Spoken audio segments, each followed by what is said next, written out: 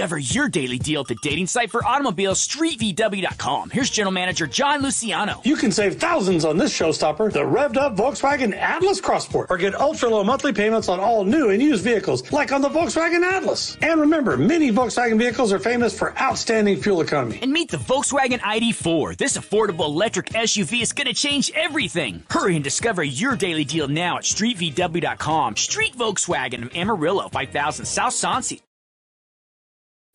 Welcome to another episode of the Automotive Architect Sales Podcast. I am your host, Ron Garbrick. Thank you for joining me today.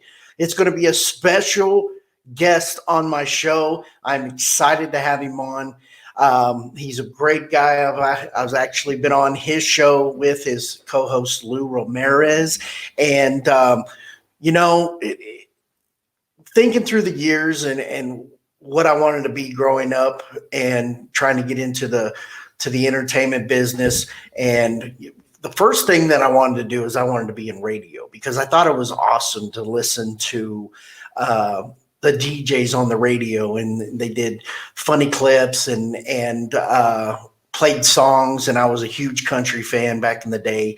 And one thing that I liked is after I seen the movie with Howard Stern, Private Parts, I was like, that's the kind of DJ that I want to be. I want to be funny. I want to talk. I want to make jokes. I want to have guests. And it was everything that I ever wanted.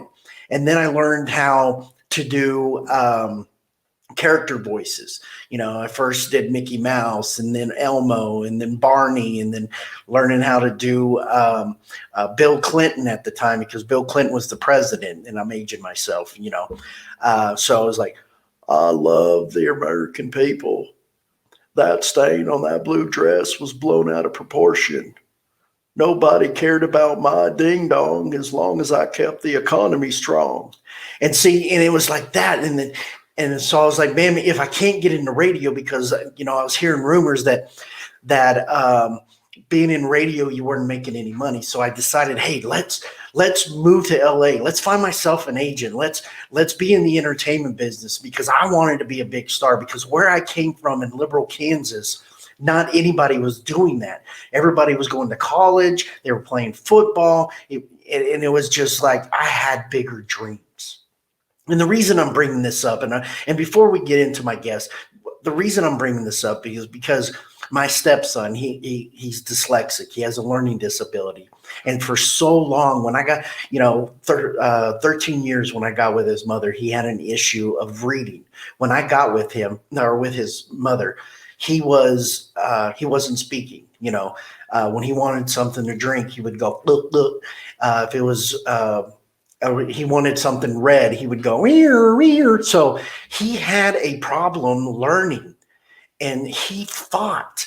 When the odds were against him, he fought. He tried to make himself better. He wanted to prove that nothing in the world was going to stop him from what he's doing.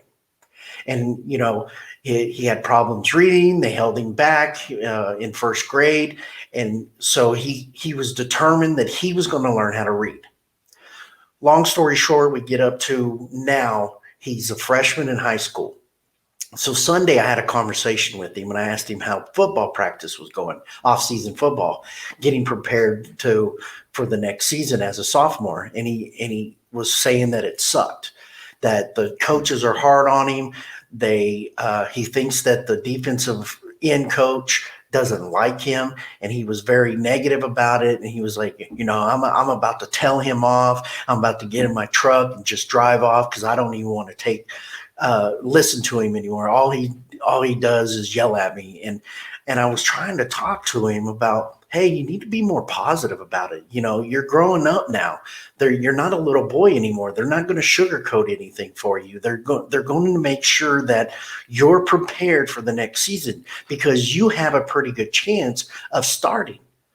And he was just kept talking negative and negative and negative and negative. And I was like, stop talking negative.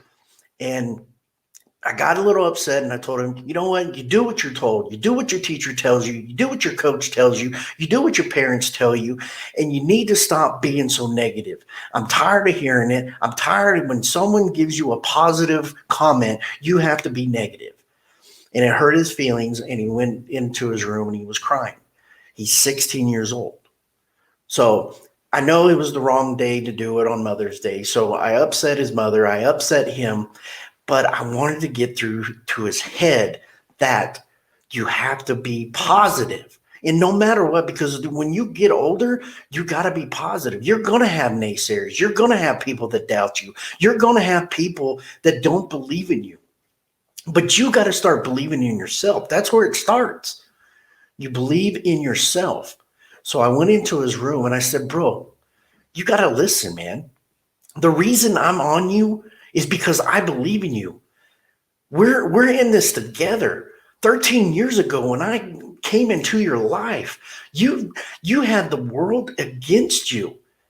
And I stood beside you and I pushed you and I told you you were going to get better. I told you were going to learn how to read. I told you can make A's and B's in school. I taught you that position that you're playing right now. Since you were 4, I kept pushing you. I kept making you better. And just because the coaches are on you doesn't mean that they hate you. They're trying to make you better. If you just listen and stop fighting, they're going to make you better. But the only way you're going to be able to do it is you have to have an open mind and think positive. When you wake up in the morning and the coach says, good morning, Blake, you say, good morning, coach. How was your day? If a teacher says, good morning, Blake, you say, hello, Miss Smith.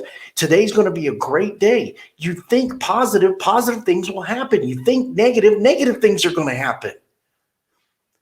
You have a chance. You are growing up to be a man now. You're not a boy anymore. You have to start acting like a man because going into the real world, getting a job, you're not going to have a boss that's going to be babying you. You're not going to have them going, hey, I hope your feelings is okay. Because in the car business, we don't do that. We have a mission. We have a goal. Managers' goals are to get the salesman motivated so they can sell more cars. And they praise them when they do good and they get onto them when they do bad. But you have to have a positive mindset. I tell you guys all the time, crap. Communication, respect, attitude, and a positive mindset. That is going to get you in life. That's what's going to get you through. But stop thinking negative. There's too many people out there that think negative all the time. That leads me into the show today. My guest is positive. He's the co-host of another podcast, and I'll get to that in a minute. But seeing him and his other co-hosts, they have so much energy. They are so positive all the time. If you're having a bad day, you just go to listen to their show, go on YouTube, go on Facebook, listen to their podcast. If you don't feel good about yourself or about the day after listening to their show, we need to talk. If I'm having a bad day, all I need to go is to their YouTube channel and watch them. because listening to what they have to say, they are Christians, they are veterans, and they are motivators. They motivate me. When I wake up in the morning and I turn on Clubhouse and I tune to their Clubhouse, they motivate me. I may get on it 10 minutes before they get off, but they motivate me. And I am so glad to have him on this show today. And I'm sure after we're all done, you're going to be happy that you got to listen to the show and listen to my guest. Everybody's going to have a very, very positive attitude after this is over. I guarantee it. Ladies and gentlemen, I'm happy. Fredrick, the subprime hero, Lennartz. Hey, buddy, how are you doing? Man, no pressure. You're like, everyone's going to be in a positive mood after this. Yes, you will be in a positive mood because right. You have two guys out here who have nothing but passion and love for you guys out there right now watching the show. Ron puts together some work. Folks, you guys don't understand how much work it is to do a podcast. And when you're doing something like this and you're trying to make it perfect for your people that are watching, as I call them my guests, because they're guests to the show, watching the show. We appreciate you for watching this because I'm going to tell you, the automotive architect, oh, what a great, great, great name for one, folks. You know what it's about. We're going to show you guys the blueprint on how to make this thing work because that's what we do, man. We just share our ideas and we just try to make this a little bit better, man. So how you doing tonight? Man, I couldn't be any better. It was exciting to know that you were willing to be on the show, a day's time notice. But when I told you my last guest had to reschedule, you're like, let's do it. And I'm like, let's do it because the positivity in it, because, like I was saying with my stepson, he had that negative attitude. And there's so many kids out there that have negative attitudes and they grow into being adults. Oh man, we see them on the show floor all the time. And you're like, what's wrong? And they're like, man, I'm just having a crappy day. And it's like, keep your head up. Yeah. I got a guy right now, he's going through a divorce and I'm always plugging into his head. Keep positive, keep positive, keep positive. And he's one of the top sellers right now. But I won't let him let this divorce get into his head. And he knows, he goes, Ron, you're an asshole. And I said, that's just to make you better. And he's like, that's what I love about you. He goes, even if you have anything negative in your life, he goes, you don't bring it to work. He goes, you're an asshole. When we walk into your office, you're like, what do you want? But don't come to me with no stupid stuff. Now, if you're ready to work a car deal, if you need to close or someone to close your deal, that's fine. But don't bring your drama in my office. It's got laser beams around. You bring Force any field. negativity. Exactly. It's a force field. Don't bring it in there because I can't have negativity in my life. I don't talk to my mom's two sons because her other two sons because they're negative. I seldom talk to my mom because she's negative. You ask her, hey, how, like on Mother's Day, I said, hey, happy Mother's Day, Mom. I know it's a little bit late, but I had to wake up and get my mind right. And she goes, oh, it's okay. This, Debbie and Sherry got in a car wreck and they both died. So this whole town, and I'm like, stop. I don't care. Wow. I'm sorry about your loss. I'm sorry about your friends dying, but I don't want the negativity. Yeah, no doubt. Because, you are what you speak. Words become things, and you're right. Whatever you put out, I'm a big, big, big advocate. And this is why I put out videos the way I do and the way I act and who I am is because I've really found that when I put out, like you said, negative energy and I talk, oh man, this is crappy. This is going on. Everything is crappy. Everything is going on to you because that's what you focus on, right? But when you focus on and you project positivity, it comes back to you tenfold for one. But the best part about putting out that positive energy is that you feel better. It's like when you watch one of my quick brews, in the very beginning, I always dance. You know why? Because when I'm dancing, I can't help but smile. Immediately, like if I'm getting ready to go on camera, I'm going to start dancing. Even if I'm out of rhythm, I don't care. I'm feeling good. I think it's goofy. I think it's fun, but I smile immediately. And do you do that on purpose? You dance with no music? Because I try to turn the volume up thinking you're playing music. Well, see, you may not hear them. There is music, but it's out in my showroom. So you guys don't hear it. No one hears it but me.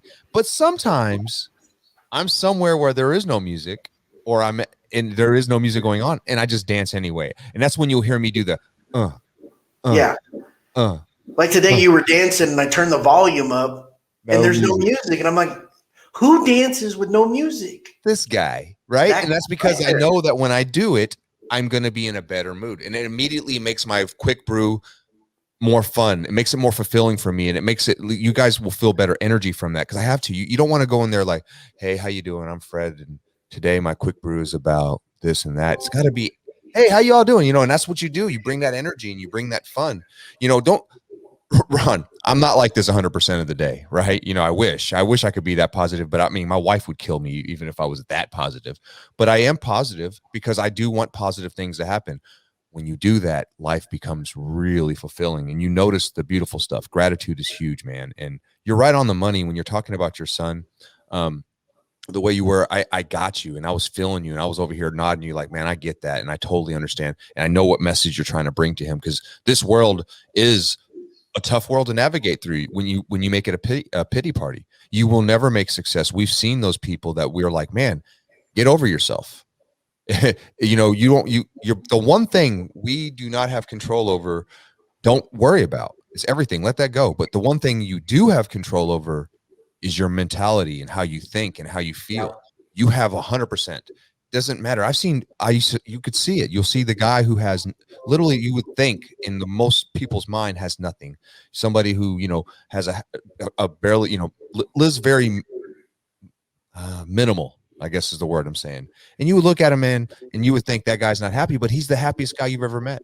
This guy doesn't need anything. He has everything. He's happy because he wants to be, and he knows in his mind he's happy. He has everything he needs. He's alive. He's has everything. He has food in his refrigerator. He has a roof over his head at night, right? He has a car to drive.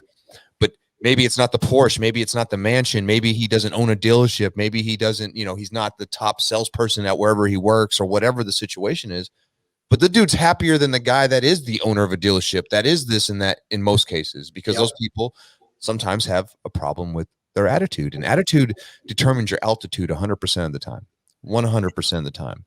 And the craziest thing is you add up attitude in every letter, like whatever they are in, like when it comes to the chronological order, like, A being 1 and, Z being 26 or whatever, you pull the letters at attitude, you add it up, it's 100.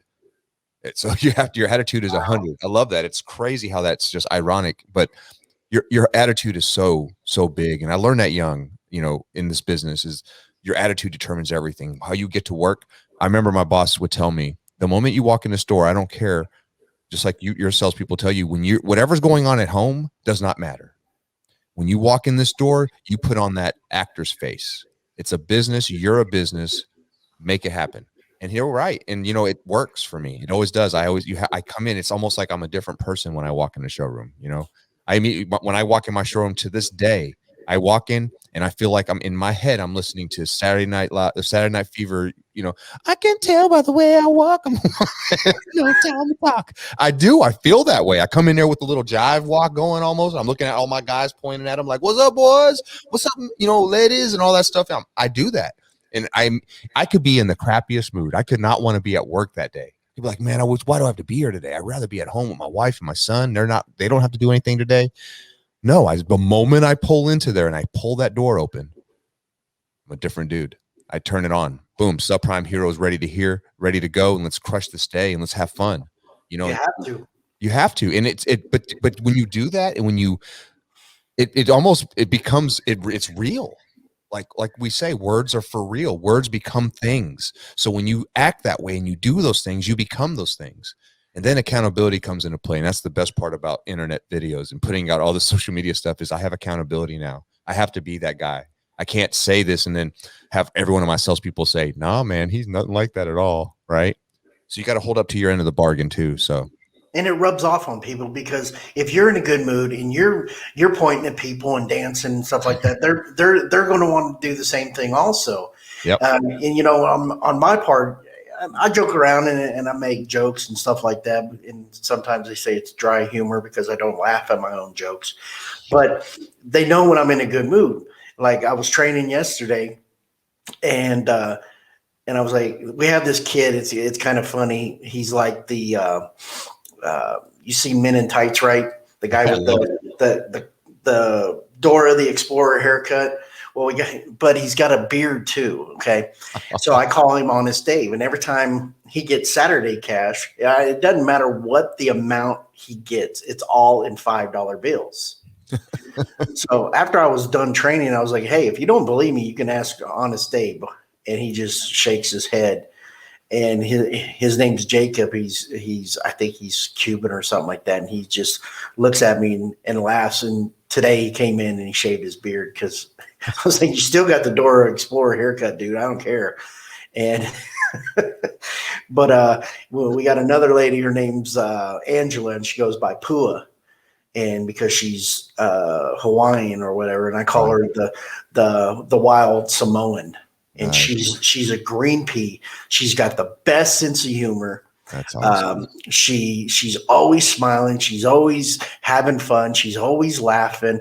And when I'm teaching, you know, her biggest problem, no one ever told her about taking manager TO. So when a customer says, hey, let me think about it, I'll get back to you. She goes, okay, yeah, no problem. You know, I'll be here all day long. And I'm like, Pua, you can't do that.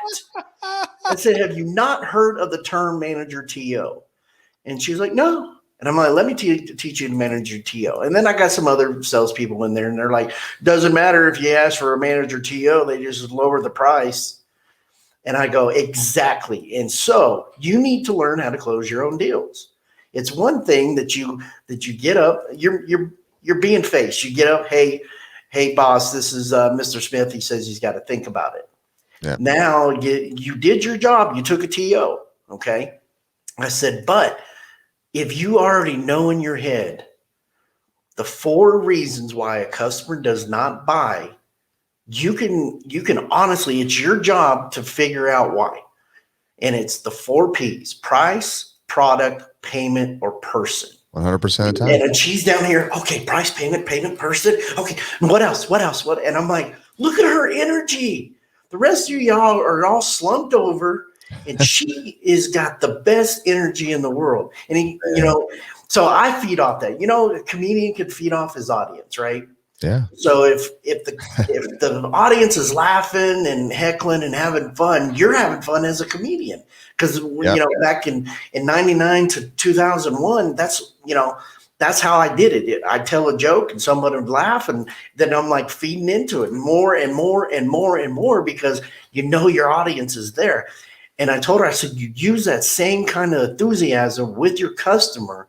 You may have a hard-ass customer that comes in with their wall up trying to be negative, and with that enthusiasm and that positivity you have in your body, yes, it's going to come off, and they're going to be laughing, and they're going to be joking, and they're going to have fun. And I said, that's what it's all about. People with positive attitudes are going to have positive results in their life, especially in the car business. And you nailed it on the head when you said, when you walk in, you're acting.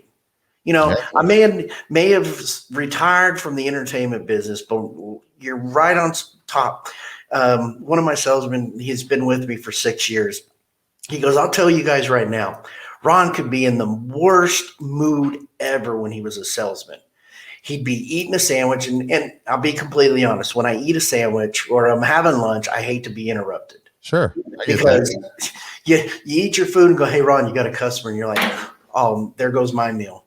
It's going to be cold by the time I come back. Someone's going to come in and take a bite of it just to make you mad. So you have this attitude. Which, by the way, folks, as he's telling you the story, this happens like if you haven't sold a car all day long, can't get it up, just go get some food real quick. Exactly. You'll have enough right there. It's like uncanny how that happens. There was one time my wife came and ate with me because she learned that I wouldn't leave the dealership because I learned very early in my career.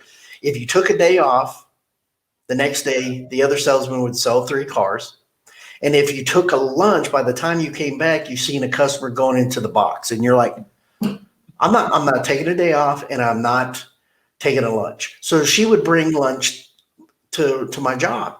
So I'm there, and I just make my sandwich. And I lift it up to take a bite, and this car pulls up. And he's staring at me, and I'm staring at him. The other salesman went to lunch. So we're doing this stare down like it's the Wild Wild West and someone's about to pull their revolver out of their holster. I'm looking at him, he's looking at me, and I'm like, don't you dare. And he points at a car. And I go away, come back. Guy pulls in, comes out of his car and said, you're not going to come and greet me? With a mouthful of sandwich, I'm like, I'm eating. And my wife's like, stop being rude. I'm like, I waited 4 hours for an up. No one showed up. Yep. And now he has to show up while I have a bologna sandwich in my mouth. Come on. I sold a car that day because the guy laughed and he goes, I would have done the same thing. Yeah. You know, so don't worry about it. But it's funny that in the car business, and so he said, so Ron would be so mad. And as soon as he walked out of his office, he was like, hey guys, how are you doing? I've been waiting for you all. It could have been a fresh up. Or it could have been an internet lead. Or it could, I've been waiting for you all day. Man, it's all good to see you. And he goes, he just switched from being the cranky ass Ron to being the joyful Ron that the customers love. Then he'd go back to his office, all mad again, putting his sandwich back in the bag. Oh, why do they have to show up? And then back out. Hey, so you ready to go look at that car? Yeah. Wow. And, Exactly. and then he's like, you're so fake. And I'm like, it doesn't matter how I feel.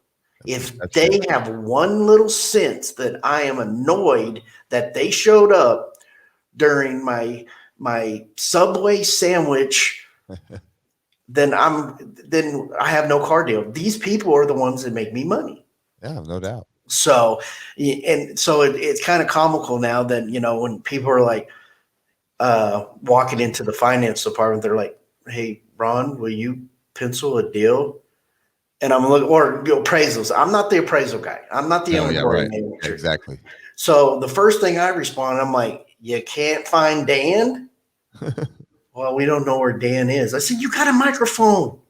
Dan, where are you? I need an appraisal. Dan, need an appraisal. I'm like, I'm the second choice when it comes to this because I'm going to steal from the trade. Dan gives you all the money. Why are you coming to me? Yeah, exactly. We're like, yeah, that's the point. You'll hold grow or hold on the trade. And I'm like, exactly, because I'm trying to make you a paycheck. But they're like, so I got this one kid. He's so timid to cut, and he'll just stare at me at my door, and I'll have my head down, and I'll just look up, and I'll go, what do you want? And he's like, sir, can you pencil a deal for me? Absolutely. Come on in. How's their credit? I don't know. I haven't got their credit information yet. I'm like, really? Come on. Can't pencil nothing without knowing their credit. I said, go back to your customer and ask them if they want real numbers. Yeah. What do you mean? If they want real numbers, I need real credit because I don't need practice. I've already done that for 13 years.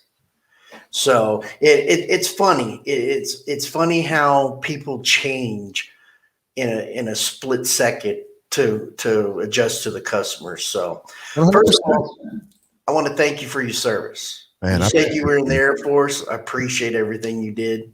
Thank you. I'm Army because I thought Air Force meant you have to fly planes, and I didn't want to fly planes, so I didn't pick that branch.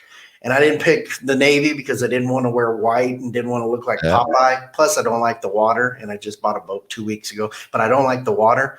But one of the things, I did not want to wear white. White was not in my vocabulary of being a soldier. Hard wearing white. So I joined, and I didn't want to do the Marines because I already did football and did all hell weeks and stuff like that. So I was like, nah, I don't want to be yelled at. So I picked the Army.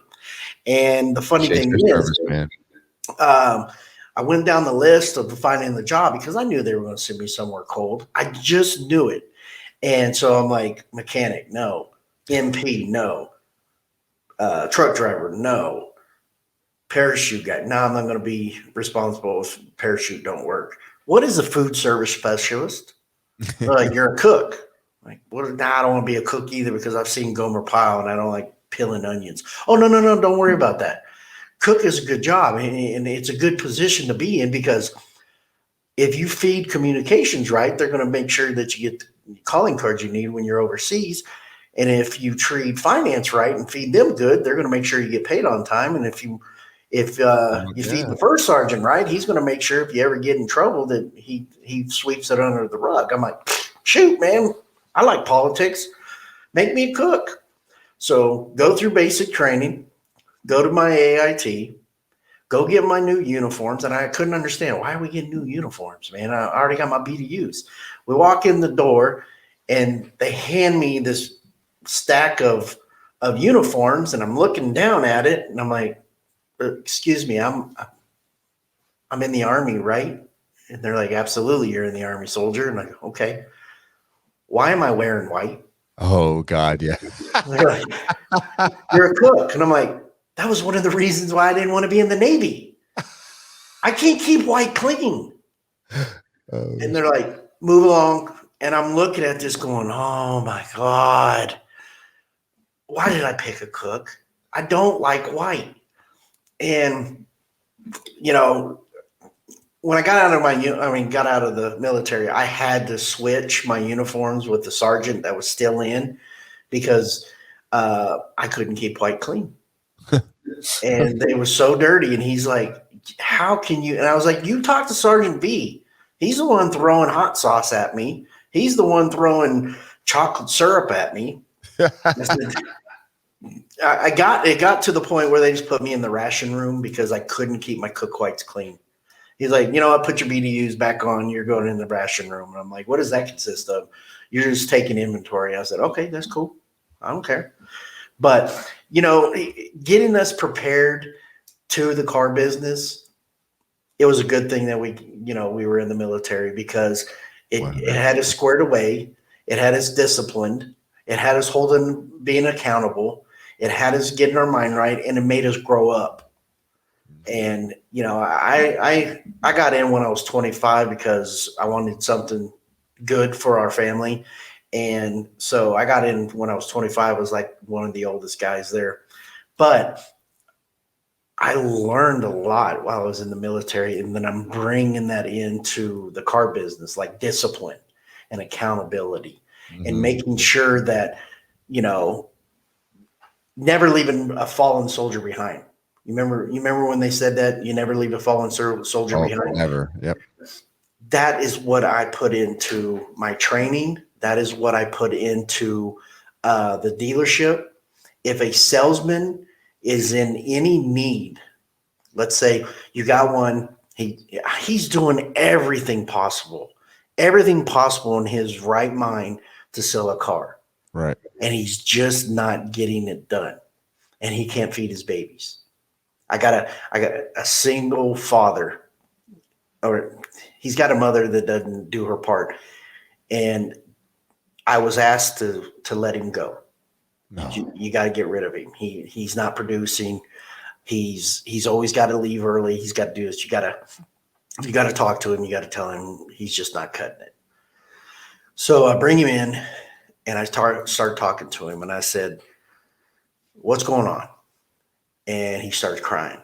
He's like, you know, I keep asking my baby mamas to help me, and she's not doing her part. She's ready. She's wanting to go party all the time. She's always high or drunk when I'm trying to drop my babies off. She never picks up the babies at the babysitter. That's why I got to leave early. I got to do all this stuff.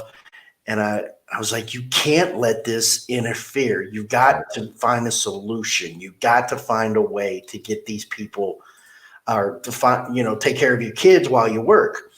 And I said, how would you feel? And I was getting a little agitated. I go, how do you feel? You have no money. You have no opportunity to take care of these kids. Your kids are drinking or eating cereal with water. And then he just started bursting in tears. And he goes, they're eating cereal with water. And he goes, we don't have no more cereal. So I get up, I said, let's go. He goes, where are we going? I said, don't ask questions. I didn't ask you to ask questions. Come on, let's go. We get in the car. and I head to Walmart. And he doesn't know anything's going on. I grab a cart, I start walking through the aisles, and I'm putting stuff in the cart. And I go, "Your kids like peanut butter?" And he goes, "Sir, your kids like peanut butter?" "Yes, sir." Grab 4 jars of peanut butter, boom, put it in the cart. Grab bread, boom, get it in the cart. They like fruit? Oh, they like apples. Boom, apples, oranges, grapes, bananas. Go to the frozen food section. Right. They like pizza? Oh, they love pizza. Grab 12 boxes, throw it in the deal. Grab all this food, put it in the deal, and I go, "This is for you." And he goes, "You don't have to do that, boss." I said, "Yes, I do. I never leave a fallen soldier behind." Mm. And then when I was done cashing out, I turned around and I gave him $500 cash. I said, "This is to take care of your babies. Pay your bills."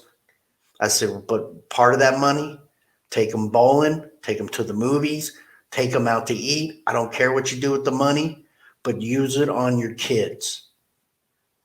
Come back Monday morning and get your mind right." And he was just bawling. And I was like, "I don't want to thank you. I don't want you to tell anybody I did this. I don't want you to repay me. I want you to do what's right, because you never leave a fallen soldier behind." And I said, "If you tell anybody I did this, I will deny it, because everybody knows that I'm an asshole." That's right. And to this day, this guy bends over backwards for me. And I don't abuse it. I'm like, "No, dude, do what you got to do." But he was just in so much shock that someone would do what they did and not want anything back from it. Man. But it all goes back to when we were in the military, you never leave a fallen soldier behind. So when a salesman fails, I fail. If they're not selling cars and they're not getting it, I didn't do my job. If they're not providing for their family and they want to quit, I didn't do my job. And that is the tough thing that I put into their heads all the time is, if you're failing and you're doing everything possible, then I didn't do my job. But if you're failing because you're not putting the effort in, then you're not doing your job. And every one of my salesmen that are on my team, I have their significant other's telephone number. And when they are not doing what they're supposed to be doing, I love it. That's exactly I what you call them. I call their wives. "Hey, I just want to let you know that Christian is not selling any cars for the past 3 days because he cannot get out of these circle jerks. And he's watching YouTube and he's doing TikTok videos, and he's worried about Bitcoin and Dogecoin and all this other stuff. He ain't selling cars. So I want to let you know that when he doesn't bring a check home next week, it's because he didn't do his part. And the very next day, he's double timing it." Yeah. Because mama got mad and mama tore into him. You do detective. That's right out of my playbook. Hey, I tell you, I love all that. I love everything you just said there, man. And I love that story. I love what you did there. And I know you didn't tell that story to get any kind of glory or any kind of praise for it. You were just giving an example of what you mean by our military discipline that we've been taught and our standards. You know, one of the biggest things that I think benefit us as ex-military veterans, I guess not ex-military veteran, ex-military, but veterans now, right? Right. Being veteran of any military force, whether it's you're wearing your white, you're wearing whatever color, it does not matter. But if you went out there and you pledged that you were going to defend this country with your life, you were going to do it with honor and do it with integrity. When you get out, they teach you how to go through processes and to understand how important a process is and how it needs to be done. So when we attention to detail, that's one of the things that what I think helped me accelerate in this game was when they taught me, hey, this is how you sell a car. These are your steps. It reminded me of my technical orders when I used to work on jets. When I would have to open up a panel, I had to have a book that told me how to open up a panel. So like it was easy. Because it was like, how do you make a mistake when it's right in front of you? And that's exactly kind of how I took it when I was when I was trained my first day, and to this day when I'm still getting training, because training is everlasting, folks. You can never stop training. Remember, the biggest room in the world is the room for improvement. It's facts. But that being said, you know, you're always doing that. But when I was getting trained in my early days, I was really big, and that process when I was taught was a process.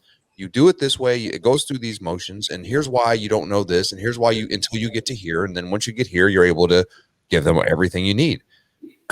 Wow, it was so beautiful to me. It was just, how much easier can it be when someone can explain it to me in a very simple process? Here's your 10 steps. This is what you do, and at the end, you're going to deliver the vehicle, and you're done. How awesome is that? And you can make a good living doing that by helping people purchase vehicles. Oh man, so it was definitely my calling. But the military definitely gave me the confidence in knowing that I, for one, had the skills, two, that I could do something that most people I know probably couldn't. Because going to basic training, whether you were the cook, whether you were the guy working on the tank, whether you were the guy working on the airplanes, we all went through something that we saw people didn't make it through while we were there. We saw people get held back. We saw people who said, I'm done, I can't do it. Literally, right? We made it through that, and we did it like champions, and we're here, and we graduated from that, and we've moved on, and now we're on to the car business. And you know, it's a beautiful thing when you meet other military people, veterans who are doing some amazing stuff in this business. And most veterans that I know, they kill it. They do a really good job because they are all those things that you mentioned. They are disciplined. They're timely. They're going to be on time to work, right? They're going to, right. They look good when they come to work. They don't come to work looking like a slob. They, you know, there's so many things about that. It's self-care. They care about themselves, how they appear to their public, to the people they're dealing with. But when it comes to discipline, self-control, having what you said, making sure that there's no soldier left behind, those guys are the best. I just went to the Kentucky Oaks on past Friday. Not this one, but the one before, whenever it was, right? And I went to the Kentucky Oaks. I went with two of my sales guys, my top two guys, Gary and Patrick. Love them two guys. Both of them veterans also. Love them both. Patrick got a little bit too, he drank a couple extra tonics, right? Whatever he was drinking. But he was drinking, he had a great time. I told them, have a good time. I'll get you home. We'll Uber, whatever it is, we're going to get home. We're fine. So he's having a good time. But Gary, I tell you, talk about not leaving a soldier behind. When Patrick was starting to get to that level of like, we needed to carry him, basically, he was there. And he was there like a true him. He would have put him into the fireman hold everything if he had to. That's what he had. He wouldn't have let no one hurt him. As bad as Patrick was, and Patrick, I love you. So don't take this the wrong way, because it was hilarious. And it's one of the best memories I'll ever have.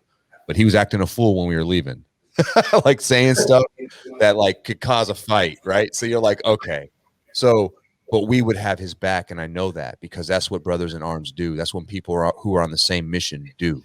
When that is your brother and that's your partner and that's the people that you take care of and they taking care of you, you make sure that they're getting taken care of. And man, what you did for that guy was huge. And that's something that he one day, if not already, will pass on to somebody else because he was touched by that, you know? So awesome.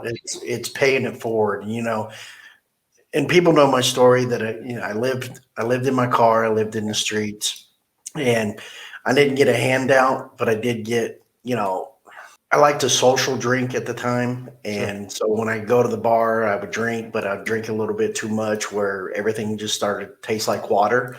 So I got in trouble a couple times. And, you know, 13 years ago, if it wasn't for my wife and I meeting and her actually hanging out with me and telling me, hey, we're not going to do this. You know, this is not fun. Going to the bar is not fun. Yeah. And so like my wife. we need to cut this out. And so now we don't go to the bar, and she drinks and I don't drink. Sure. That's good. And it's funny because the roles reverse, because at the time she didn't drink, but I did. And I actually get to see how people act now. And it's like, did I act like that back then? I know I did.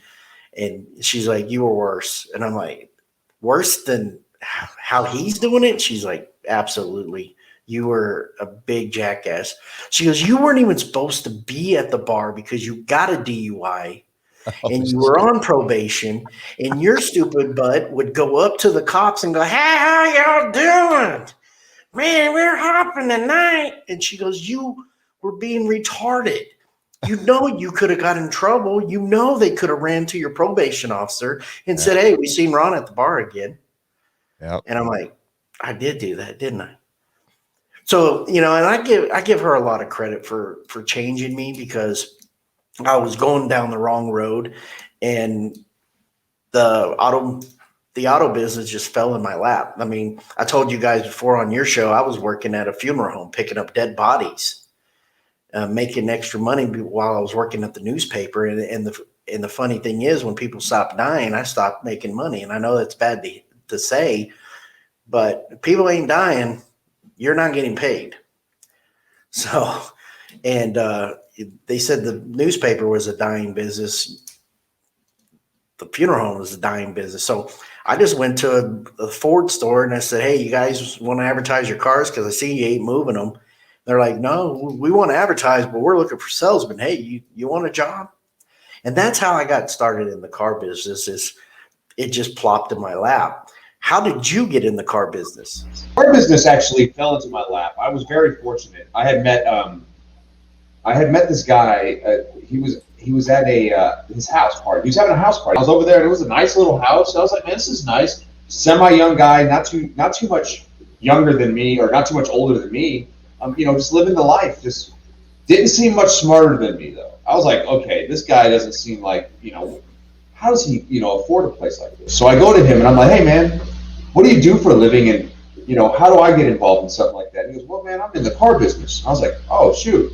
I said, what do you have to do to get in the car business? What school did you go to? He goes, dude, I didn't go to school for this. He goes, I didn't even graduate high school. I got a GED. I was like, what?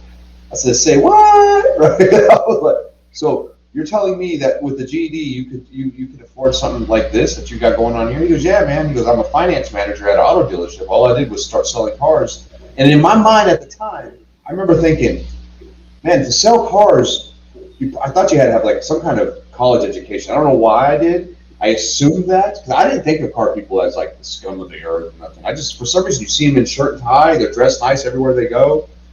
They drive nice cars. I was like, man, you must have to go to school for that. Well, I found out you didn't. And then, so, I always had that in the back of my mind, like, man, if I ever just decided not to go to finish college, after I got out of the Air Force, I was just like, because I was going to college and I was like, didn't know what I wanted to do. So I was like, let me figure this out. So, but I hear that, I was like, man, if I don't finish college, that's what I'm going to do. Well, I mean, it'd be silly to not do that, right? Well, so, of course, I was, my wife now, she was my girlfriend. We were dating for a little while, and she got pregnant. And I was like, uh-oh, I need to get a real job. Skateboarding and, working at, I actually had a restaurant with my mother.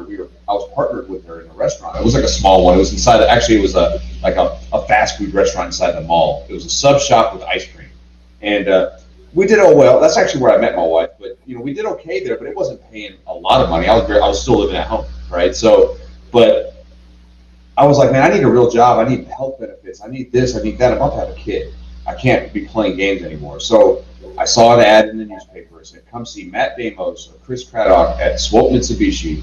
And, $80,000 a year, 401k, this and that. And I was like, yep, check. So I go in there, I interview. I remember I put on my best suit I had. I had this I wish I still had the suit. It's probably too old school now, but it was like a grayish black suit. I had a blue shirt on with this tie that was like blue and gray striped. It was so clean. And I remember I go in and I looked like $1 million. I walked in and I was like, hey, how you doing? And I got caught. The guy upped me. His name was Paul Damos. I still work with him. He's the sales manager at the store I work with now. He ups me and he's like, hey, but I'm like, no, man, I'm here to, for an interview. I'm here to see, I'm here for a job. I want to see Matt Damos or Chris Craddock. And he comes in there and he sits me down. And he sits and talks to me for like 10 minutes. And I could tell we were vibing. I was like, I'm killing this. I'm vibing with this guy. So all I got to do is get with the manager and I'll be vibing with him. I'm going to get in this place. And so I go and I sit down and I interview. And they say, hey, you can start. What day can you start? I said, I can start today. And I started that same day. I went and they made me go, the usual, go take the urinalysis, go do this, go do that. And I came back from that immediately before I even got the results. I said, I'm going to just start working today, start training me. I need to start making money. I'm going to have a baby. So I came in. They seen the motivation right there. Oh, I loved it, man. And I was super motivated. Obviously with my background, when I filled out the resume with being prior military, I was very fortunate because, Paul upped me and I had a great convo, and Paul's brother was the general manager. So Paul went to the general manager and was like, "Oh, dude, you need to hire this young man. He's good. He's instantly was talking to us. He was doing this." And I was like, "Oh man, that's so cool."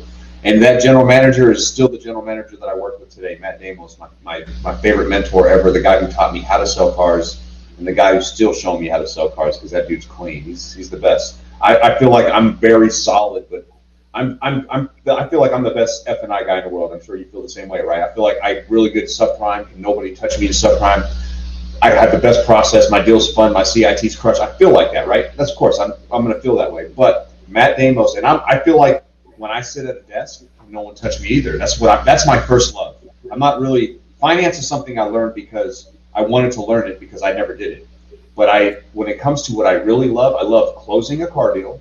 I'm a closer. I did that for 8 years. It was my favorite job ever, was just being out there touching customers and closing deals. Or we're running the desk. But when it comes to running the desk, I believe I'm a better closer than Matt Damos, and I think that he would even say that I'm a better closer than him, and that's pretty big words from a guy like him.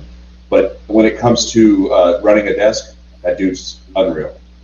Unreal. He doesn't need anything but a 10 key. You give him a 10 key, he will crush you. He's like, he'll have numbers for you in 2 seconds. You're like, God bless, you're fast. And his gross averages are just the nastiest. And he did that for years, and he always has. So I love that guy. That's my dude. It's funny you think that you're the best finance guy. The reason I got into finance is because it paid more than the BDC. You know what? Funny story. That's I wanted to do it, but also I knew that it was going to pay me at least $3 to $4 grand a month more than if I was just the GSM of the store. So I was GSM. I actually switched position because I was like, man, I want to make more money. I went from salesman to GM at the Ford store. Right. Then 3 years later, I went to the Volkswagen store, became a salesman. 3 months later, got asked to go into the BDC and run the BDC. And I was like, okay, that's fine. And then 10 months later, I got asked, hey, would you mind going to finance? It pays more. And I'm like, hell yeah. I don't know anything about it because I never touched finance at the Ford store. I just went from salesman to GM. Perfect for a military guy. I'm telling you, it's about process and being organized. If you're organized and you process and you have you understand how to organize chaos, bro, it's a good job. And then 11 months later, I became the finance director, and I was like, I was asked, will you take over my finance department? I was like, absolutely, whatever you need, boss, I'll do whatever you say. But it's funny that these salesmen, you're like, what's your goal? I want to be in finance. I go, no, you don't. There's paperwork. Every finance manager says that. You don't want to do this. I'm like, no, you don't. Do not. I'm like, no, there's paperwork. There's different kinds of customers to come in. If a salesman pissed them off, they come to your office. Then you have to work 10 times harder to get them to buy product. It's just like, no, stay out of finance. But I'm right there with you. I feel like I am the best closer in the dealership, but I feel like my desking skills are top notch. I can pencil a deal like as strong like a garlic milkshake, and I like to see people peel themselves off the ceiling. But that's me. That's how I grew up, old school. I mean, that's at Foursquare. I mean, now you got all these different payments and down payments and terms, man. This is what you're getting for your trade, or this is what you're getting for your trade. This is what you're paying for our car. This is your down payment, and this is your monthly payment with no term. Yeah, that's it. This is it. Boom, boom, boom. And they're and when I do that at this dealership, they're like, "What's that?" I'm like, "No, this is how you make money." That's how you make money. But it's all if you present it the right way. It is. Exactly. It truly is, because their eyes and everything. But the thing about the Foursquare, though, it's everything that a customer needs to see. They need to know how much their trade's worth, what they're getting for their trade. They are going to see how much they're paying for the vehicle. They're going to see what their monthly payment, which is really the number one thing they want to see. Exactly. Right? The down payment's what makes their butthole pucker. Now, the down payment will make them go, oh, hold on. And that's where the negotiating comes into play. 100% of the time. It's never anywhere else. The payment a little bit, but when you can make it work with the down payment, because I swear I put them to the ceiling. Be honest. When I do Foursquare, I'm going to get you somewhere with 1/3 down of the value of the vehicle is what most banks like to see. This way you're always in an equity situation, so you never have to worry about being in an equity situation, right? So that's the best way to buy a car. That's my job as a salesperson, is to show you the best way to buy a car. But do people buy it this way? They don't, folks, and I get that. So let's work with this. Now, if we max out your term and we go to 72 months, maybe 75 to 82, if we have that available, we can obviously get this payment worked a little bit more. But my question is you can see with this down payment, this is what your monthly payment is. If you have less here, what is this number going to do? It don't ever go down. Right, and it's going to go up. Right, it's going to go up. So that being said, how close to this number can you be without coming underneath this number with less money down? That's it. It's going to be more. Most of the time, like, well, if you can, but it's you know the deal, you know the setup, and I'm not trying to give away too much about the fourth square and how to close it, but it's not. It's a very simple setup for a very young salesperson, and you can use it through your whole career. So if you're very, you don't have to be strong, and you don't have, and you can be weak. Anybody can use that, and you can use it in a multitude of ways, and it's a beautiful piece of art, but it doesn't hide anything. It tells you everything right there. Now it doesn't show you term. Now, term can be negotiated. There's all kinds of stuff. All those things could be put into this, but you don't see that there. You know, and you're just trying to find the payment. That's all the big issue is. Find the payment. No, because that's how we all are. It's a human nature. What can we do on the monthlies? Right? Exactly. And then there's even shutting people on biweeklies. You know, nowadays a lot of people go to the biweeklies. Hey, listen, it's $250 every 2 weeks, man. I got a finance manager that does that all the time. He, and they're like, I can't buy no protection because our payment will go up. And he goes, do it biweekly. You can do that? And I'm like, that's a great close. That's awesome. It's because people get paid biweekly. The average consumer out there, person, gets paid every 2 weeks. So it makes sense to them, because to them it's one payment a month. It seems like a lot to them. I've been using that close for 20 years. You know, like all of a sudden you see all these companies like Smart Payment Plan and all these other ones that do the biweekly. And I use Smart Payment Plan. Matter of fact, that's what this little ball right here is for, and I love them. Smart Payment Plan. If you guys have any questions, come holler at me. but Smart Payment Plan, they're great people. They have a great product. I use it at my store. I do probably on average 70 Smart Payment Plan programs a month that I add new to them. I'm one of the probably top. Between me and Lou, we're probably one of the top dealers in the nation with Smart Payment Plan. But we love them because I see our clients, and what happens in the biweekly also, which is beautiful, is that by them doing that, they pay off these cards early every 2 weeks. Though it's not twice a month. You have to make a half payment every 2 weeks. That's 52 weeks in a year. You divide that by 4. That's 13 payments, right? Now that's an extra payment you make a year. Now that's an extra payment that's not getting interest drawn on your loan. So by the end of a 6-year note, you take off, instead of 72 months, I see my average customer finish their loans off around 63. So, which in turn means negative equity is less than it would be on the average consumer, because they are further ahead in their loan than most consumers are. So they're in a better situation, and they're always going to be on time with their bank because they're set up on automatic payments. Come on now. Now that is a database that you want to make sure that you farm 2 to 3 years down the road, because they're going to be in better situations. Now with today's market, let's amplify that. I've been doing this now for 3 years. It's been beautiful. We're breaking records at my store, highest grosses, selling more cars than we ever have. And we're doing that with less inventory, but we're doing it with our old client database, which is people like that, people that were in cars 3 years ago. Now these cars that we sold to them 3 years ago are worth almost exactly the same as they are right now. I've never seen used cars. Exactly. It's unreal. We traded in a truck that we sold a year and a half ago. Hypothetically, I'm throwing a random. I think it was a 16 F-150. Might have been an extended cab, but probably a crew cab. We had $23,000 in this thing when we sold it to them a year and a half ago. That was our house. When we traded it in, we had to put $29,000 in it. This was just the other thing. So it's worth $6,000 more a year and a half older with more miles. And trust me, we don't go crazy when we trade in vehicles. We don't sit there and put more than book. We put usually about 500 to 1,000 less than book on average. What we try to do, because we want to recondition and do all that. We want to be at left side NADA by the time that it gets on our lot and we're ready to sell, right? So 29, that's huge. And so right now is the best time in the world for consumers to come in and trade in their vehicles. The problem is they're going to pay more for their new cars.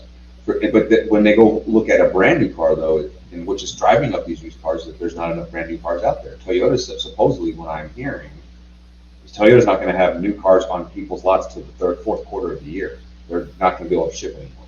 Our Toyota store, they only have 8 new cars on their lot, and this was on Saturday. They had 8 new cars on their lot, and their goal was to sell all 8 of them. But the funny thing is, they have no inventory, but the Volkswagen store every day gets 2 truckloads dropped off. Yeah, it's weird. Everything is every company is a little different, and it's funky, but it's a unique time in the business. Last year was the most unique time I've ever seen. You know, I was part of the 08 crazy crash too, but you know what? I was in the staff event business then, and we killed it because everybody was hiring us because they needed help. Everybody needed somebody to come in and help them make a month's worth of business in a week. So we were doing really well for me, but dealers were doing really bad. I remember doing the cash for clunkers and all this crazy stuff back then. But anyway, you know, great business, man. It's a lot of fun in this thing. There's a lot of things that we can do to help. You know, with what you're doing right now, having these shows, being able to have people come on and spotlight the people who are spotlighting the business. Ultimately, that's what we're trying to do. So I appreciate you for having me come on here to do that, and also for, you know, doing this with other people, like, you know, Philip Cheatham. And I know that you're going to be on a roll with a ton more people. I'm glad that I'm here and I'm able to do this with you tonight. So thanks, man. I love it. I love it. This podcast is brought to you by DealerElite.net, the most recognized automotive social network in the world. Sign up now and engage with the best and brightest in our industry. Also, Street Volkswagen of Amarillo is also a sponsor. They got the new ID4 all-electric vehicle. They're trying to electrify America. And Garv Automotive, training, BDC, finance, sales, and management training. For all your advertising needs, for all your training courses, go to garvautomotive.com. That's GARV as in Victor, automotive.com. Yeah. He has proven methods that really work. If you want to make more money, take these classes. He's intense, truthful, and he knows what he's doing. Check him out. Ron Garverick, man, where to start with this guy? I've had the pleasure of working under him for the past 4 years. He's my manager up at Street Volkswagen, and it's just been an amazing experience. I came in as a green pea with no experience, and you know, he's went over and taught me a lot of great stuff with the car business, whether it's negotiating, trade appraisals, walkarounds, you name it. He's went over it with me, and I'm super appreciative. He brings a ton to the table. You know, a wealth of knowledge, a wealth of experience. He's worked the desk. He's worked every position, BDC, sales. He's done everything in the dealership. So he has a wealth of knowledge, and, having those credentials behind him really solidifies what he's saying. He knows his shit. He's good at what he does. He's had results. So definitely listen to Rod Garverick, man.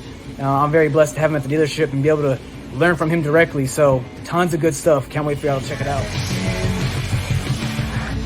Hello guys, my name is Joel Marquez, and I highly recommend Ron Garverick sales training because he's very passionate at what he does. Me and Ron have been working together for over 5 years, 2 different dealerships. I went from making $2,000 to $2,500 to pushing over $10,000 a month. Yes, I'm currently over $100,000 year to date in about 8.5 months. I highly recommend you guys take advantage of all his courses. He's great at what he does. Thank you guys. Have a blessed day.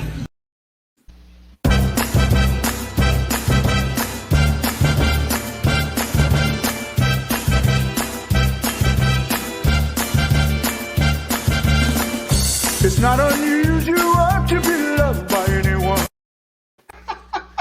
See, when I seen that, I don't know if y'all were trying to hide it. No.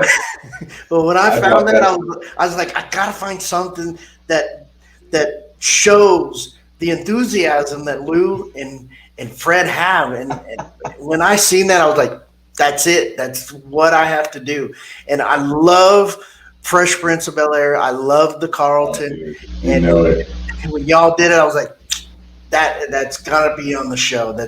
I gotta put it on there. And talk about Lou. We haven't talked about Lou tonight. But you and Lou have always, you call everybody solutionaries. Now, where did you guys come up with that? Well, truth be told, we're trying to actually make that our own thing, our trademark. Because solutionary is actually not a word in a dictionary. It's a made-up word. It just sounds really cool, right? But you should have seen when I was trying to make sure I spelled that word correctly, and I went to Google it, And there was a word that said solutionaries, but when you type it in here, it has that red line across saying that's not a word. So you're right, it's not a word, but it's but I tell you, it's a movement. And what a solutionary is somebody that looks for a way to solve the problem. You know, it's a real salesman. Like a salesman doesn't just sell something. Oh, I'm not just trying to sell you this car. They're solving that person's problem. They're figuring out what the issues are that they have in front of them. Because that's what really they're doing. People are coming in with issues. Listen, man, I got a car. I need one. I have bad credit, or I have negative equity, or I haven't been able to meet the right salesperson because every one of them lies to me, right? Whatever you have, you're just trying to figure out a way to have a solution for that. So what Lou and I always talk about is don't percolate problems. Solve and solutions for people. Make sure that you put it out there and you help people. Because when you're looking for a solution at all times, it puts you in a much better situation than anything else. Puts you in that positive mindset, because solutions lead to positive things. Solutions, when things become fixed, people are happy. That's a positive thing. So, but problems and percolating and just like dealing with negative, what you put out there is going to be out there. But so a solutionary is somebody like you, somebody out there who you just saw those videos, folks, of him and the people that he's touched and blessed, his legacy that he's leaving on this planet. This is the beginning of it. And he's out there and he has all these people that are talking about he knows his shit. You know what I mean? And what I mean is he does. He's done a little bit of everything. So you're a solutionist because you're out here helping people change. You're helping people become better. You're teaching them that this business can get them to 8 months into the year and already over $100,000, right? You have people out there who are changing. That changes lives. That's them changing not just their life, but their kids are seeing something better than they could ever see before.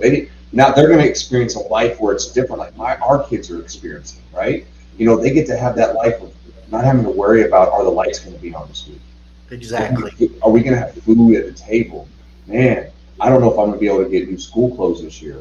I'm going to have to use the same backpack that I've been using since kindergarten, right? Whatever it is, our kids don't have to deal with that. Our kids get to live through life the way they should, carefree and happy, and be able to experience the teenage lives, the kid life at the fullest. Not worry about, hey, do I need to get a job so I can help my parents pay the bills, right? This business does that for you. It builds confidence. It builds so much, man. So being a solutionary, it's key that you understand that it's a mindset. First of all, it's a culture. Second of all, big time culture. So we, with Car Guy Coffee, Lou and I, my bro, my partner, who would be sitting right here if we were doing the show together. And I know that honestly, he's probably going, I should have been on the show with you tonight, Fred. Why didn't you ask? I should have asked. I don't know why I didn't. That's stupid of me now that I'm retrospecting, right? Because I'm much better together, right? And so that being said, a solutionary is somebody like you, somebody like me, somebody like Lou, who's out there trying to make a difference, not trying to cause problems. They're looking for the solution, not trying to focus on the problem. So that's what a solutionary is. And Lou will be on. I have to get you guys individually every once in a while. Yeah. But one of the things you guys do is that I think is great is forgive, focus, fly, and keep growing. Where did you guys come up with that, man? That is so inspiring. And for the longest time, when you get people on video, they're like trying to do it, and I know I messed up a couple of times, and so, but it's forgive, focus, fly, and keep growing. Right.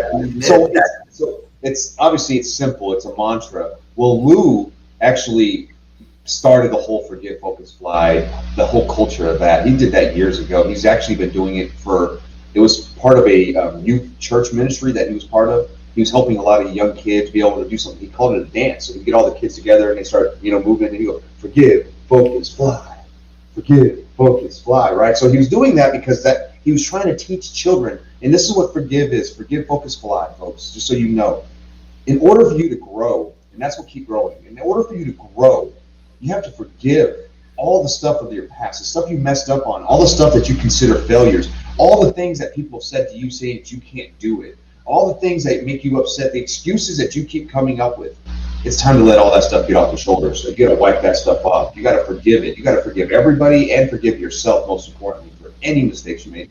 Because without mistakes, that means if you don't make mistakes, that means you're not trying. And remember that, and think of that every time you feel like you're going through a failure or you made a huge mistake. It's okay. The only reason you made it is because you tried. So that being said, you got to let all that stuff go. You need to learn, but you got to let all that wait, because you cannot focus on what you want until you let all that go. But once you do, you can start to focus. But when you focus, and when you're able to focus and put all the focus on what you want, what your goals are, you just start to fly. And as you're flying, man, as we always say, you just keep growing. And then, as we would always forget, focus, fly, right? So I love it. It's a beautiful thing. It started with him doing it with youth, bringing it up through there. And then when we started this, he was like, let's bring this. I told him, let's bring this to the car business. Let's make this happen. So we brought it to the car business. We made it to where we are going to make sure every show, every one of our guests that does the Forget, Focus, Fly with us, when you watch us MC, when we're at Digital Dealer coming up in June, you're going to have an opportunity to watch us MC 3 days in a row at the biggest booth that's going to be out there. That's besides the main stage. We're going to be at the biggest booth, MCing every single one of those things.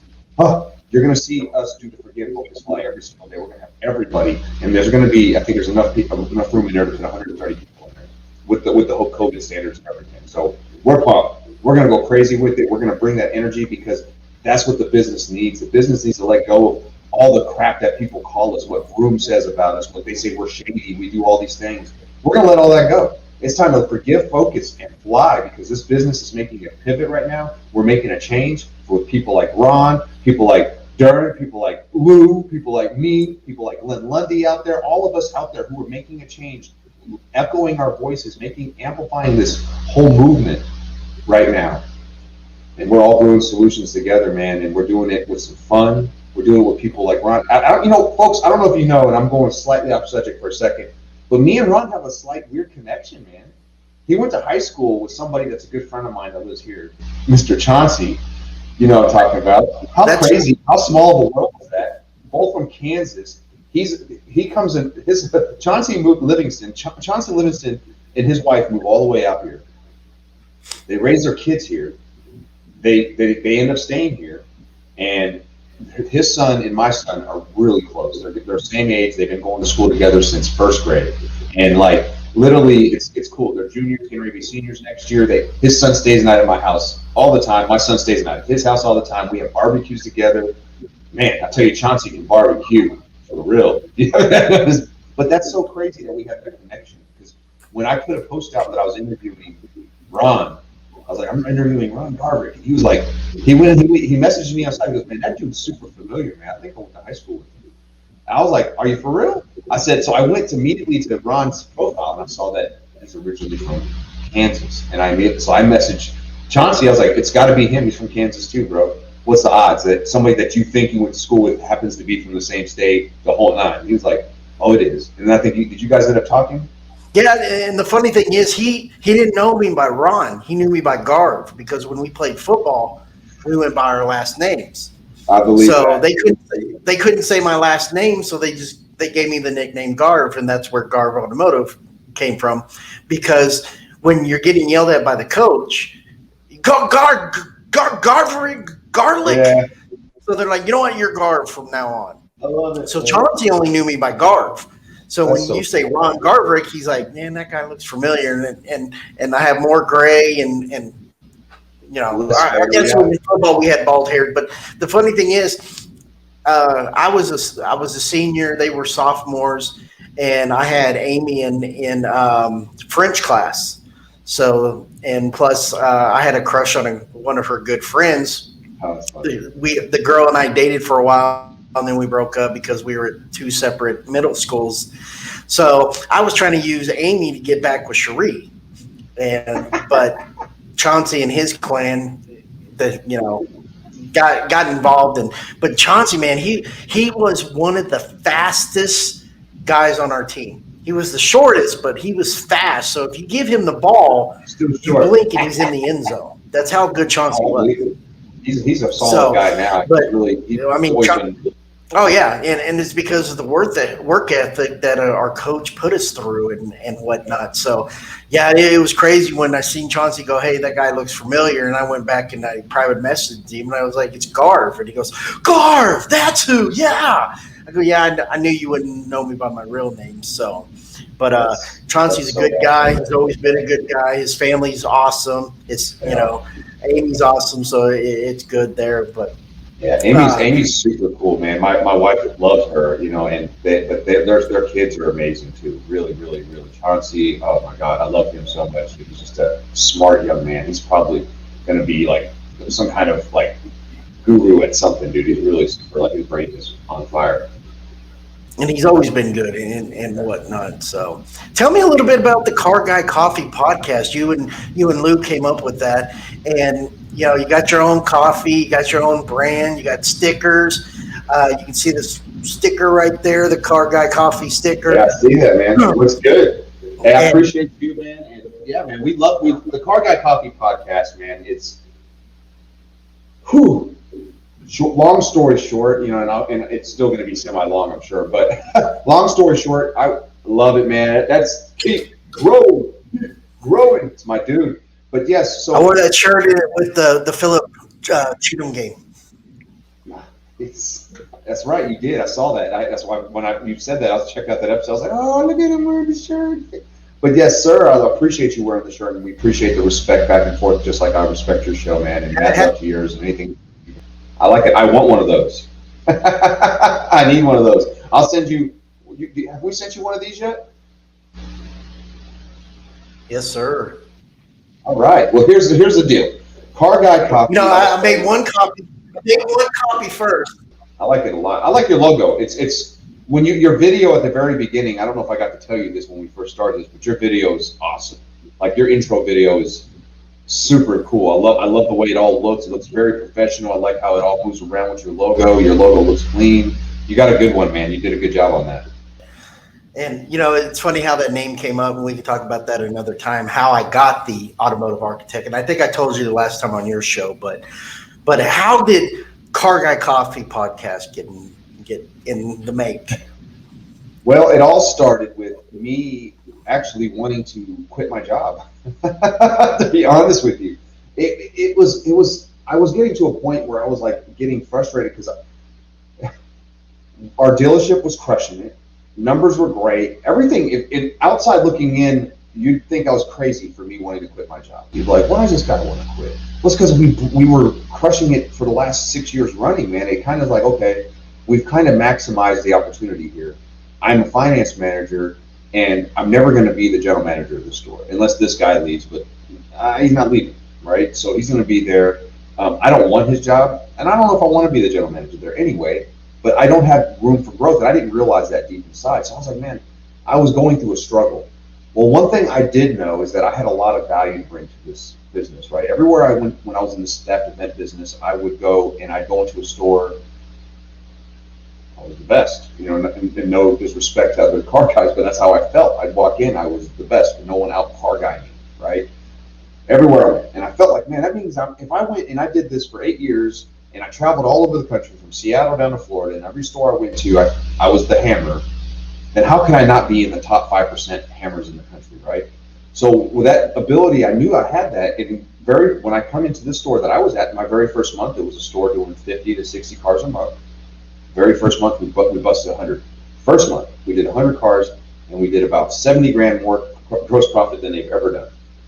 They were like, whoa, what's going on? And all it was a culture change, but I took turns on every deal. I closed every deal. I made sure there wasn't anybody. There was no lot drops. There was none of that. Because, you were talking about earlier, much like being the new guy when you go to a new store and you're the new salesperson who brings that enthusiasm, that positivity, there's something about that. We joke about it. If I could only bottle this enthusiasm from the guy who's been in the business for less than 3 months, right? If you could get that enthusiasm, put it in a bottle and give it to everybody whenever they're feeling bad, man, they would all be great because that enthusiasm is cool. So I came in the store with the same enthusiasm, crushed it, but we did it for 6 years. I've been there for 8, almost 9. So about 7 years. And then one day, man, I was sitting there, I wanted to quit. I was like, man, I don't know if I want to be here. I need to go do something different. I need to go off and do my own thing. But I didn't know what I wanted to do, man. And I was like, but I knew I had wanted to put a voice out there. I was starting to listen to Glenn Lundy on his Rise and Grind show, and I was like, man, this guy's interesting. He's a car guy from Kentucky, you know, with in Paris over at Dan Cummings, #2 Chevy store in the nation, crushing it, selling almost 1,000 cars. I remember going to Dan Cummings when they were only selling 115, 120 cars a month, and that's a lot of cars, but compared to what they're doing now, it's night and day, right? I remember going there, and I know that Glenn was a big part of that. And I seen what Glenn was doing. I was like, okay. I wasn't trying to copy Glenn, but he inspired me. I bought his Rise and Grind shirt. I started getting into I read his Morning 5 book. I got motivated by him. But it also made me realize is that why am I limiting myself to my dealership only? Why can't I help other people? Why can't I go out and bring positive stuff to this business? Because the problem with this business is the stigma of this business. We were having a problem hiring new people because you get them in, there was no good candidates to hire from.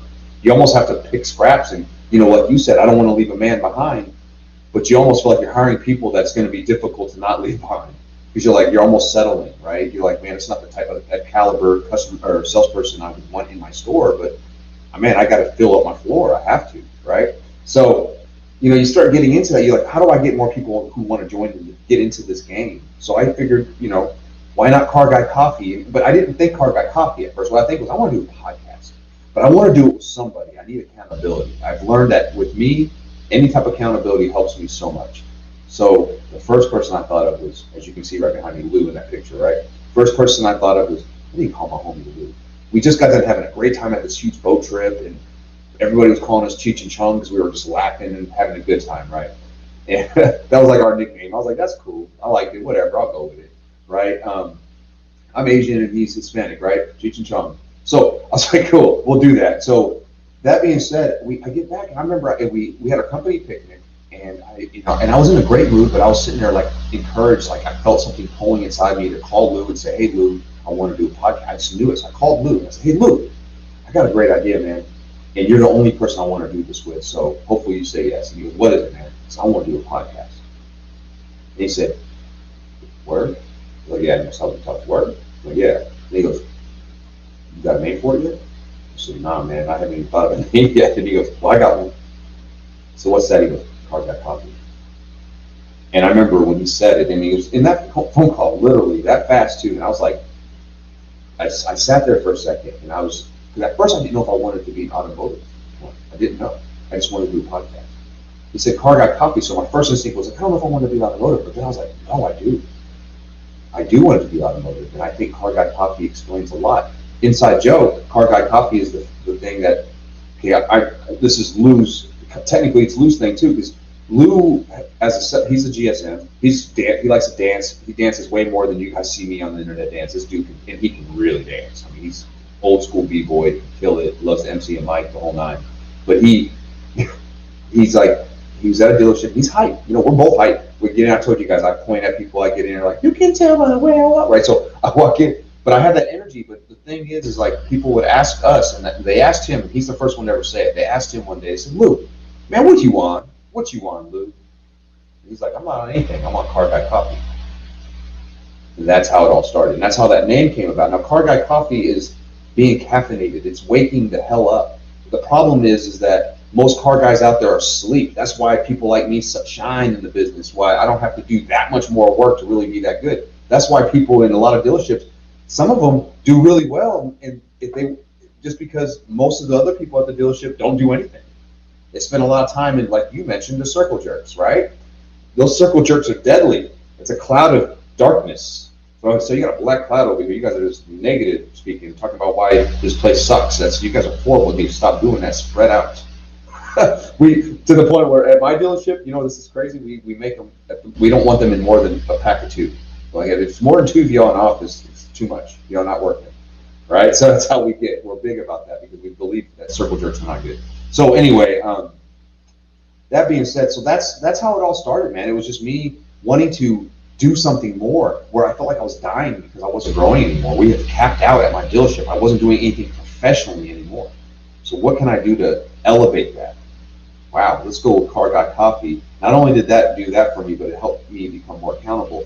I didn't plan on doing all the social media stuff that I did. I had no idea I was going to do all that. I never was on social media until Car Guy Coffee. If you look me up, you can't find anything on Facebook older than a year and a half. LinkedIn, maybe 3. I was on LinkedIn for a while. But you can't, Instagram, can't find anything older than a year and a half. I've never been on any of that stuff. I was on MySpace when that first came out for a very short amount of time. But I wasn't on that. But these videos came about, and the other stuff, that all was just because I felt like it was time for me to really, show my salespeople. It had nothing really to do with Car Guy Coffee, but at the same time it was.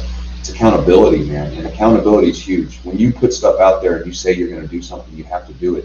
And when you put it out on the internet and you take massive action, love it. Look at this, guys. That is it, man. Have fun. You see that? You got to dance and enjoy it.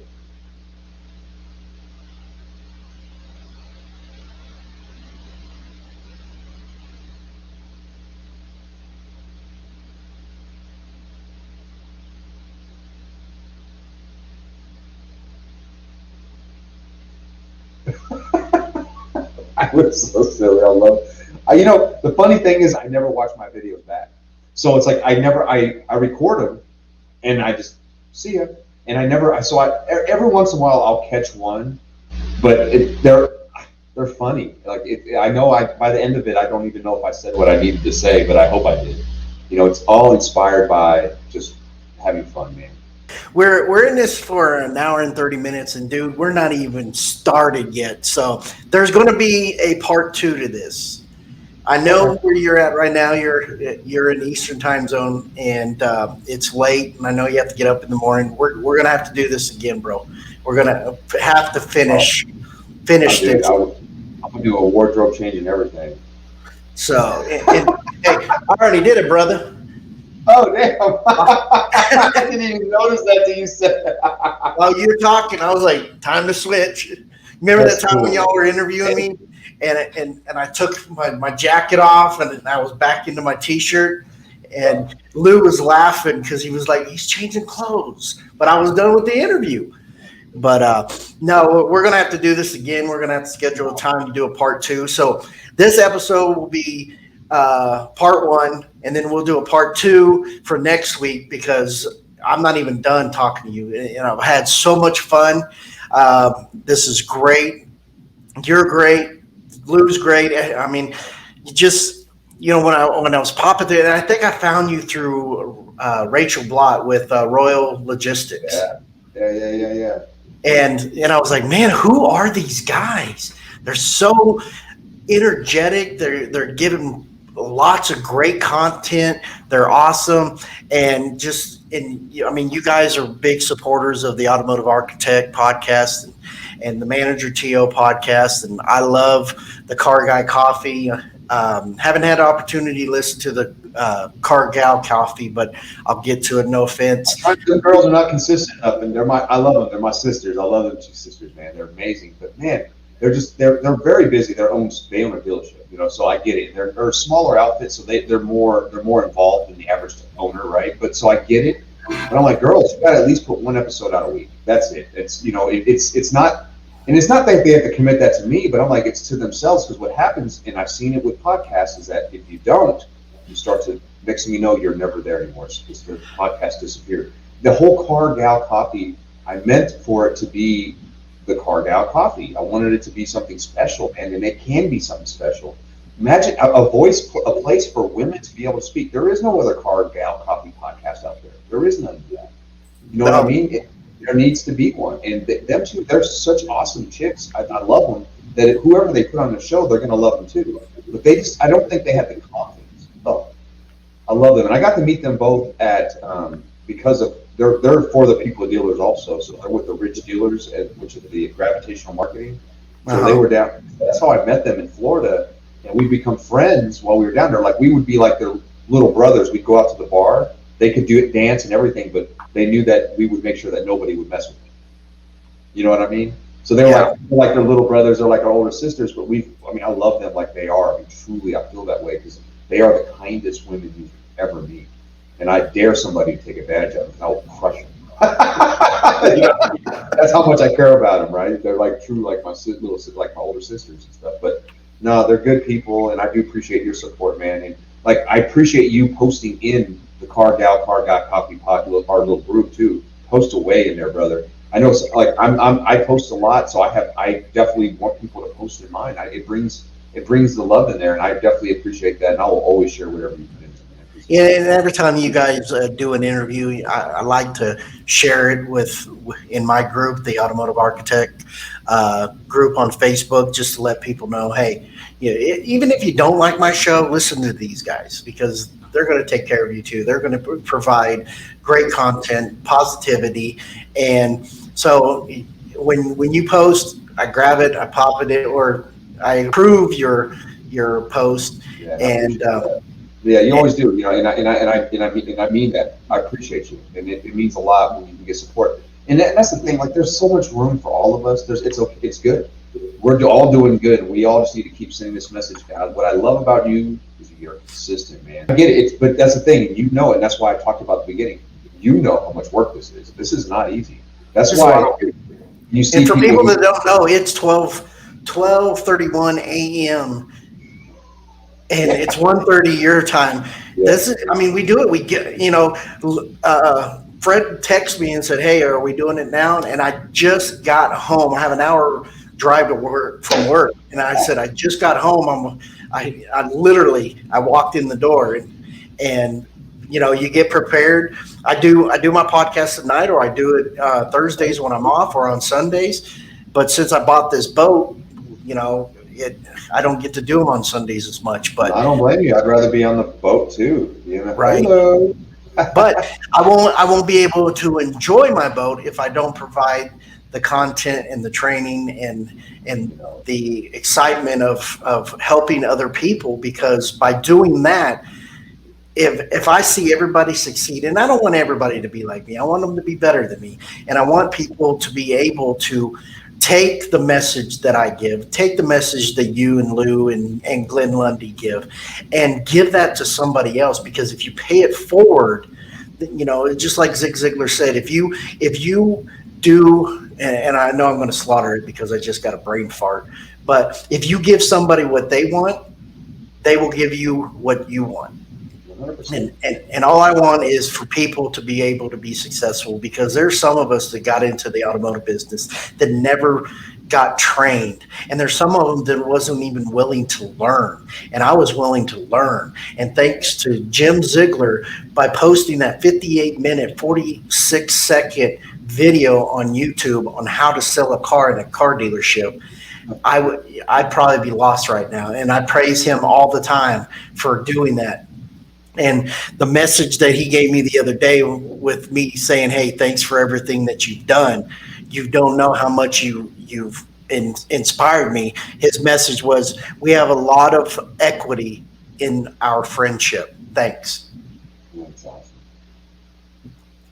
The alpha dog himself, he's never, we've talked on the phone, but we've never met. And I told him, I said, "I hope all is well, Jim," because Jim had cancer. And I said, "Man, I was talking to my guys today in training this morning, and they asked me, who's the person that inspired me? Who's the person that trained me?" And I said, "Jim Ziegler." And he said, "We have a lot of equity in our friendship. Thanks." So powerful message right there. Keep doing your message. He's watching. He sees it. It's like we see him. He's seeing you. And just stay consistent with it, Ron. And man, it's endless what the possibilities are, man. The more we can all unite and amplify. And I can't wait to meet you in person. I can't wait to do part 2 to this. It's going to be a lot of fun. I know it is. I'm looking forward to doing a lot more collabs, man. I have a feeling you and I are going to bump heads a lot in a good way, not in a bad way. You know what I mean? Like, we're going to learn from each other. 100, and we should, and that's the thing. We all should. Like I said sometime in the show, the biggest room in the world is the room for improvement. We all have it. We all need it, and we all need other people to help us be better. Because you don't have to be good at something if you have somebody else that is, right? Exactly. That's what we do, and that's what I do best. I try to put that together, man. And I appreciate you. Thanks for having me on tonight. I had a great time. I didn't even realize what time it was. You said, I was like, oh, dang, that's how much fun I've been having. So. Good job. And I was more concerned about your time than mine, because you are an hour ahead of me and I still have an hour to sleep. So yeah. I appreciate you being on. This is sponsored by Dealer Elite, the most recognized automotive social network in the world. Sign up now, engage with the best and brightest in our industry. Street Volkswagen of Amarillo. they have the new ID4. You have to check it out. They are electrifying America as we speak. Do not worry about getting hooked up at your house. Volkswagen's got you taken care of for the next 3 years. It gets you to 300 miles.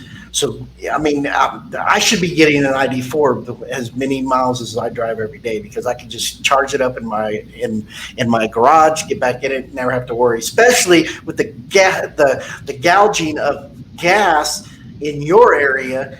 If it comes to Texas, there's going to be hell to pay, because I don't think the Texans are going to put up with it. But ID4, man, and Garv Automotive. You got your BDC finance, sales, and management training. Go to garvautomotive.com, GARV as in Victor, automotive.com. Get all your training courses. Also, don't forget to subscribe to this YouTube channel. Don't forget to subscribe to the Automotive Architect Sales Podcast and the Manager TO Podcast. And last but not least, I can't forget, subscribe to the Car Guy Coffee Podcast. Oh, it's so nice of him to say that on the show. Oh, look at me. Thanks, man. I appreciate you so much. Find them on Facebook. Find them on all platforms that you can find on your favorite podcasts. It could be iHeartRadio, Apple, Spotify, Pandora. They're on it. I'm on it. We love you guys. We love Fred. We love Lou. Lou, I know you're sleeping right now, buddy. We appreciate you too. And I mean, there's going to be a part 2, because I am not finished with you yet, my friend. I appreciate everything you do. I appreciate everything you've done now and in the future. And we'll talk soon, my friend. Man, I appreciate you.